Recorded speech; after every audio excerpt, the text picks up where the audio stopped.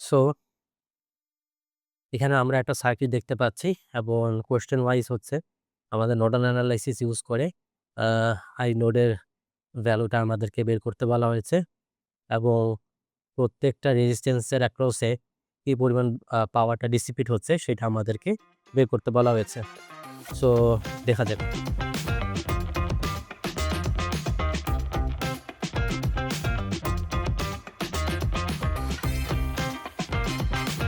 যে যাবতীয় সার্কিটগুলো দেখে থাকি সেখানে অ্যাকচুয়ালি রেজিস্ট্যান্সের ভ্যালুগুলো অ্যাকচুয়ালি আমাদের ওহমিক ভ্যালুতে দেওয়া থাকে। কিন্তু এখানে যে ভ্যালুটা দেওয়া আছে সেটা হচ্ছে সিমেন্সের ভ্যালু। তার মানে এখানে কন্ডাক্ট্যান্সের ভ্যালু দেওয়া আছে এবং ওহমিক ভ্যালু হচ্ছে আ কন্ডাক্ট্যান্স ভ্যালুর আ ব্যস্তানুপাতিক। হ্যাঁ? তার মানে কি এইখানে আমরা যে 6x টা লিখছি 6s এটাকে যদি আমরা আ আ এটা তো আসলে কন্ডাক্ট্যান্স, তাই না? এটা তো আসলে কন্ডাক্ট্যান্স। তো এইটাকে যদি আমরা আম ওহমে নিয়ে যাই তাহলে আসবে হচ্ছে 1/6 ওহম।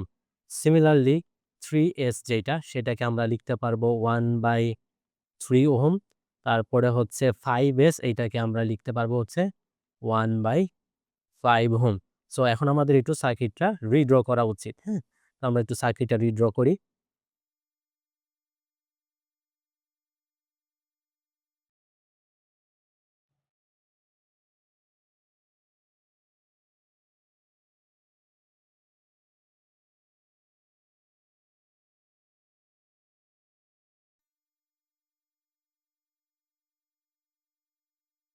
হুম।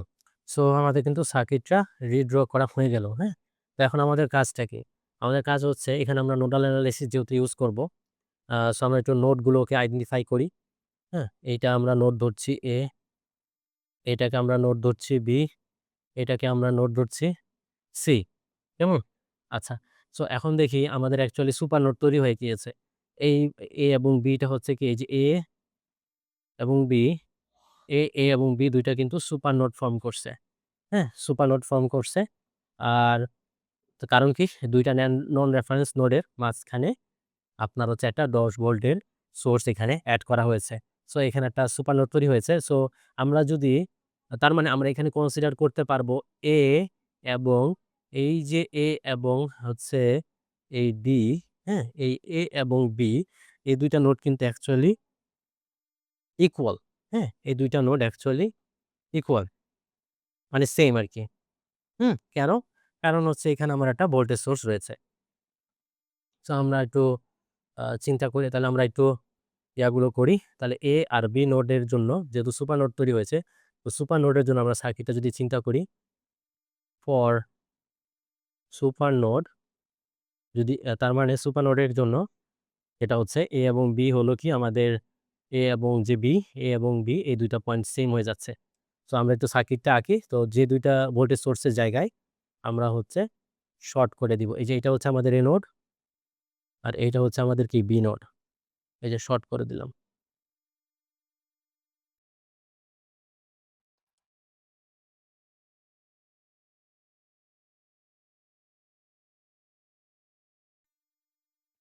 ওকে। সো এখন আমরা হচ্ছে কি যেহেতু A নোডের জন্য ফর নোড A, এই নোডের জন্য যদি আমরা চিন্তা করি তাহলে কি হবে? আমরা সুপার নোড তৈরি হয়েছে। সো যেহেতু সুপার নোড তৈরি হয়েছে, তো আমরা কি করতে পারি দেখেন, এই যে এইখানে যদি আমরা KCL এপ্লাই করি তাহলে কি হচ্ছে? A নোডের জন্য এখান থেকে আমরা একটা কারেন্ট বের হয়ে গেছে এটা ধরতে পারছি। তারপর হচ্ছে এই নোড থেকে একটা কারেন্ট বের হয়ে গেছে সেটা আমরা দেখতে পাচ্ছি। আবার এই নোড আর এই নোড যেহেতু সেম, সো এখান থেকেও একটা কারেন্ট বের হয়ে যাচ্ছে। এখান থেকেও একটা কারেন্ট বের হয়ে যাচ্ছে। বাট এই যে A এবং B থেকে আমি যদি এখানে গ্রিন কালার করে দেখাই, এই যে এবং B এর মধ্যে যে এই যে ব্রাঞ্চ আছে, এই ব্রাঞ্চের মধ্যে আমার অ্যাকচুয়ালি কোনো কারেন্ট ফ্লো করবে না। কারণ কি?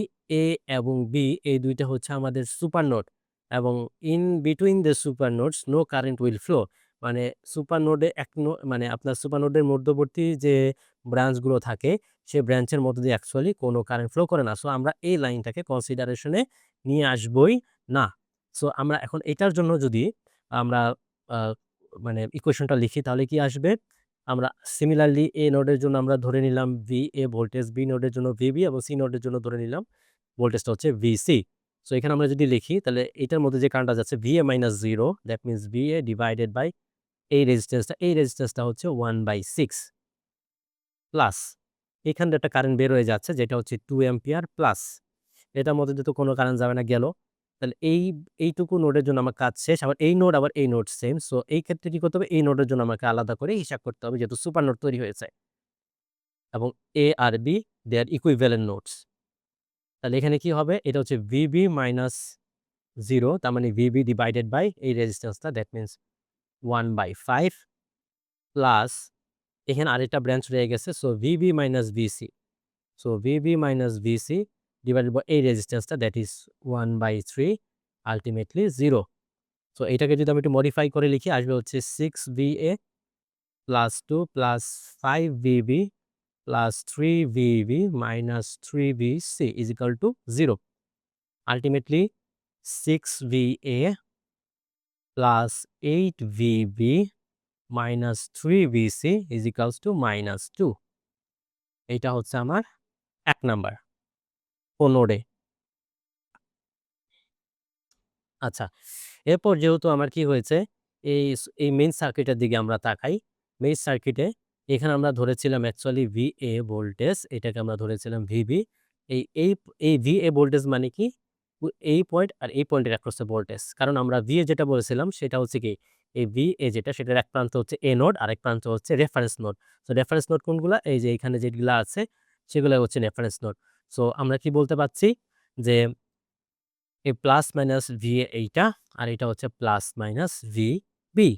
সো আমরা যদি এইখানে একটা KVL এপ্লাই করি, হুম? যদি আমরা এখানে একটা KVL এপ্লাই করি তাহলে কি আসতেছে?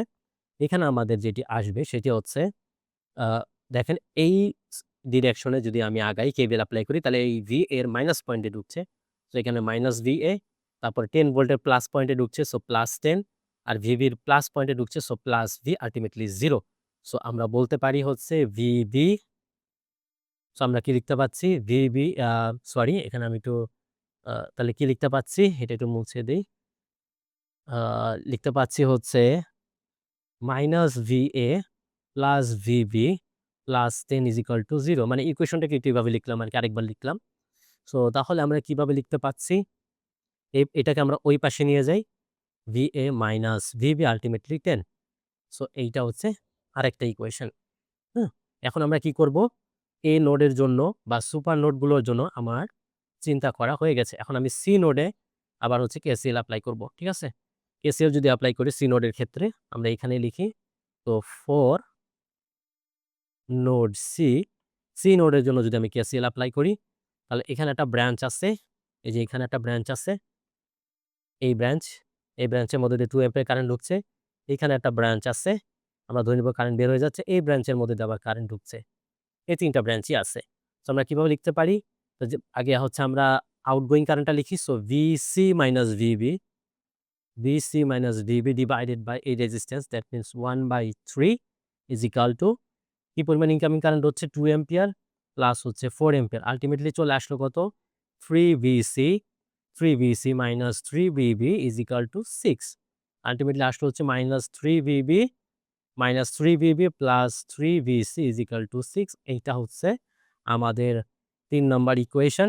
এখন আমরা যদি ১, ২ এবং ৩ নাম্বার ইকুয়েশনগুলো ক্যালকুলেটরের সাহায্যে সলভ করি তাহলে কিন্তু আমরা VA, VB এবং VC এই ৩ টার মান আমরা বের করতে পারব। তো চলুন আমরা সাহায্য নেই ক্যালকুলেটরে।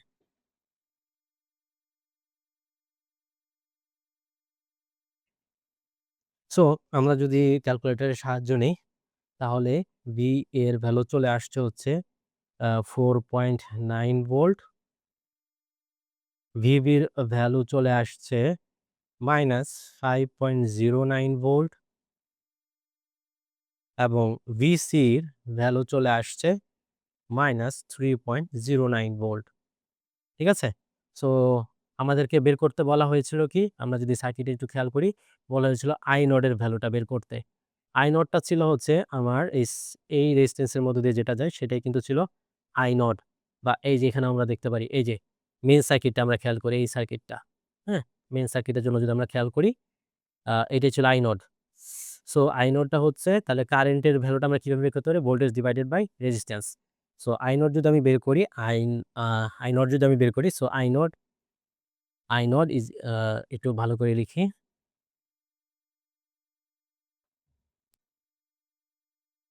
ওকে। সো আই নট কি হচ্ছে? আই নট সো আই নটটা হচ্ছে কি? I not is equal two VA minus 0 so ultimately VA এবং ডিভাইডেড বাই রেজিস্ট্যান্স, যেটা রেজিস্ট্যান্সের ভ্যালু হচ্ছে 1/6 সো 1/6 সো এখান থেকে যদি আমি আই নট বের করি 6VA মানে 6 ইন্টু 4.9 আল্টিমেটলি কত আসছে? এটা যদি আমরা হিসাব করি 6 ইন্টু 4.9 আল্টিমেটলি চলে আসবে হচ্ছে 29.4 এম্পিয়ার। এই তো চলে আসছে। এবার বলা হয়েছে পাওয়ার ডিসিপেটেড ইন ইচ রেজিস্টর। তো প্রত্যেকটা রেজিস্ট্যান্সের পাওয়ার ডিসিপেশন কিভাবে আমরা বের করতে পারি? প্রতিটা রেজ যেহেতু আমরা প্রতিটা নোডের ভোল্টেজ বের করে ফেলছি, হুম? ভোল্টেজ বের করে ফেলছি। সো আমরা হচ্ছে পাওয়ার ডিসিপেশনটা বের করতে পারবো।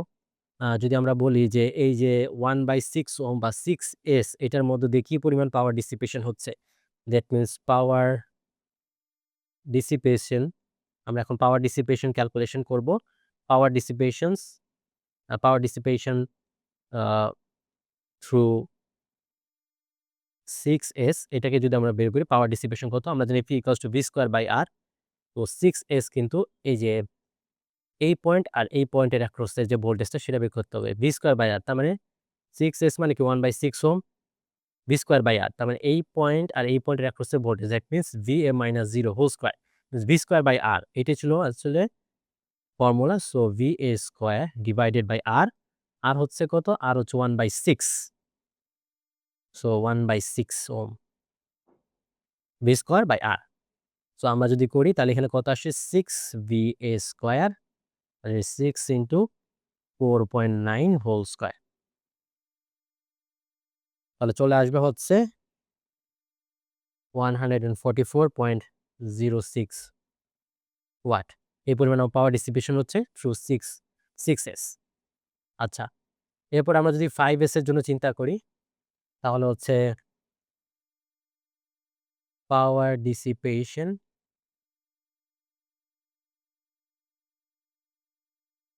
থ্রু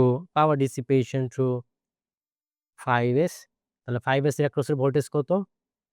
5s মানে হচ্ছে এই যে এইটা দ্যাট মিনস এটা এই রেজিস্ট্যান্সটা এই পয়েন্ট এবং এই পয়েন্ট অ্যাক্রস এর ভোল্টেজ যেটা হচ্ছে VV তার V²/R so VV² divided by 1/5 আমরা লিখতে পারি VV² ডিভাইডেড বাই 1/5 সো চলতেছে 5VV²। সো 5 ইন্টু VV কত আসছে? -5.09 হোল স্কয়ার তাহলে অ্যাকচুয়ালি কত আসে?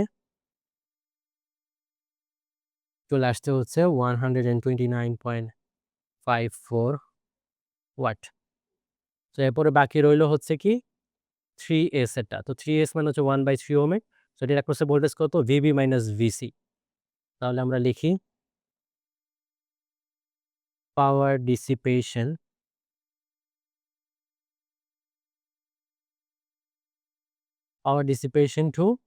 থ্রু কত? 3s বা এই যে সো 3s পাওয়ার ডিসিপেশন থ্রু 3s তাহলে এর অ্যাক্রস এ ভোল্টেজ কত? এই 3s এই পয়েন্ট এবং এই পয়েন্টে এই 3s এর অ্যাক্রস এ voltage VB - VC। So V²/R so VB - VC whole square divided by R so ওই 3s মানে হচ্ছে 1/3 ওহম। সো কি লিখতে পারি আমরা? 3 ইন্টু VB এর ভ্যালু কত? VB এর ভ্যালুটা আমরা বের করেছিলাম হচ্ছে -5.09 আর VC হচ্ছে মাইনাস তো এখানে আসবে প্লাস 3.09 হোল স্কয়ার। সো আমরা এখন হিসাব করব যে আসলে পাওয়ার ডিসিপেশনটা কত আসছে। সো আল্টিমেটলি চলে আসছে হচ্ছে 12 ওয়াট। 12 ওয়াট। এই তো।